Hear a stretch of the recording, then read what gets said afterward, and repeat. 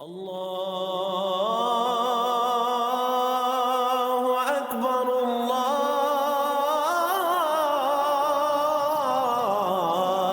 اکبر۔ اعوذ باللہ من الشیطان الرجیم، بسم اللہ الرحمن الرحیم۔ فکر اقبال میں تمام ساتھیوں کو خوش آمدید کہتا ہوں۔ ہمارے یہ کام کرنے کا مقصد سیاست نہیں ہے، کسی بھی مذہب کسی بھی فرقے کی دل آزاری نہیں ہے، حکومت پر نکتہ چینی کرنا نہیں ہے۔ ہر شہر میں، ہر گھر میں، ہر علاقے میں کچھ دل والے ہوتے ہیں، دل والوں تک دل کی آواز پہنچانا مقصود ہے۔ آج ہم بات کرتے ہیں شیطان کی۔ اصلی شیطان کون ہے؟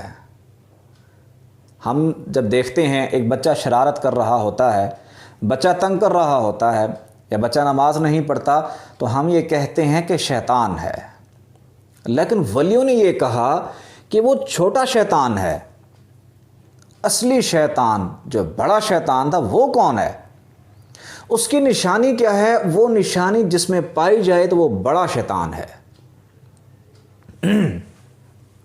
اصلی شیطان کیا کرتا تھا؟ جو ابلیس تھا، پہلے یہ عزازیل تھا، اصلی جو شیطان تھا وہ کیا کرتا تھا؟ نماز بھی پڑھتا تھا، تسبیحاں بھی کھڑکاتا تھا، ورد وظائف بھی کرتا تھا، کشف بھی رکھتا تھا، لوح محفوظ بھی پڑھ سکتا تھا، اس بارگاہ تک رسائی بھی رکھتا تھا، لیکن دوسرے کو اپنے سے کم تر سمجھتا تھا۔ یہ اصلی شیطان ہے۔ یہ وہ ہے جو ابلیس لعین ہے۔ اس کی یہ خاصیت ہے کہ عبادت کر کے دوسرے کو اپنے سے کم تر سمجھتا ہے، اور یہی چیزیں، یہی کوالٹی جس بندے کے اندر پائی جائے تو سمجھ لیں وہ اصلی شیطان ہے۔ یعنی کہ نماز بھی پڑھے، روزہ بھی رکھے، زکوٰۃ بھی دے، حج بھی کرے، سب کام کرے، نیکی کے، لیکن خود نماز پڑھے، لیکن بے نمازی کو حقارت سے دیکھے کہ یہ بے نمازی ہے، نماز نہیں پڑھتا۔ اس کو جب حقارت سے دیکھے، اس سے مراد یہ ہے اس بے نمازی کو اپنے سے کم تر سمجھ رہا ہے۔ یہی ابلیس لعین کی نشانی ہے، اور ایسا انسان بڑا شیطان ہوتا ہے، کیونکہ ایسے بندے کے جو خیالات ہوتے ہیں، ایسے بندے سے ایسی چیزیں سرزد ہو جاتی ہیں جو کہ بندے کے وہم و گمان سے بھی دور ہوتی ہے، کیونکہ جو بندہ دوسرے کو اپنے سے کم تر سمجھتا ہے وہ نبیوں ولیوں کی بے ادبی کر جاتا ہے، جبکہ اللہ نبیوں ولیوں کی بے ادبی برداشت نہیں کرتا۔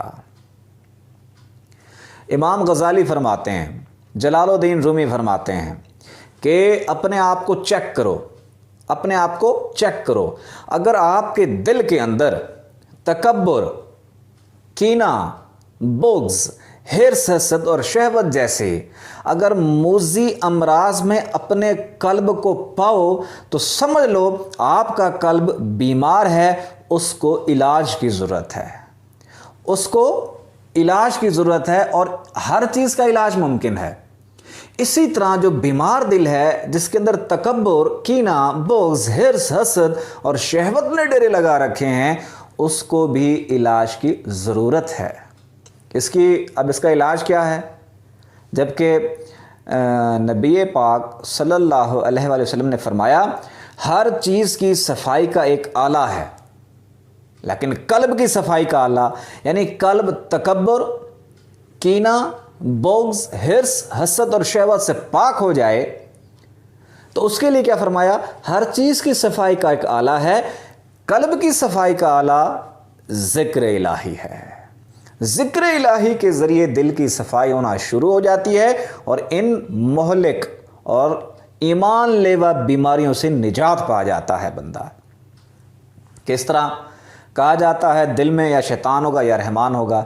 اگر ہم خالی گھر بنا لیتے ہیں، خالی گھر ہو، ویران گھر ہو، چھوڑ دیں ایسے، تو اس میں شیاطین ڈیرے لگا دیتے ہیں، شیاطین رہائش کر لیتے ہیں۔ اسی طرح جس دل میں اللہ نہ ہو تو اس دل میں شیاطین آ جاتے ہیں، اور شیاطین جب آتے ہیں دل میں تو دل تکبر، کینہ، بغض، حرص، حسد سے ہلاک ہو جاتا ہے، مر جاتا ہے، مردہ ہو جاتا ہے، سیاہ ہو جاتا ہے دل۔